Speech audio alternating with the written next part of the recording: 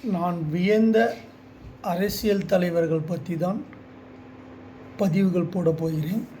அதாவது நான் வியந்த தலைவர்கள் யார் என்றால் கலைஞர் ஐயா, அம்மையார், ஜெயலலிதா அம்மையார், கேப்டன் அவர்கள். இவர்களை பற்றி அடுத்தடுத்த பதிவுகளை நாம் பார்ப்போம். கலைஞர் ஐயா நமக்கு செய்த நன்மைகள், ஜெயலலிதா அம்மா செய்த நன்மைகள், கேப்டன் செய்த நன்மைகள். கேப்டன் சொல்கிறப்பயே ஒரு சந்தோஷமாக வருது, கண்ணும் கலங்குது. காரணம், அவர் அளித்த உணவு என்பது இன்றும் அது எவ்வளோ பெரிது என்று காட்டு சென்று விட்டார்.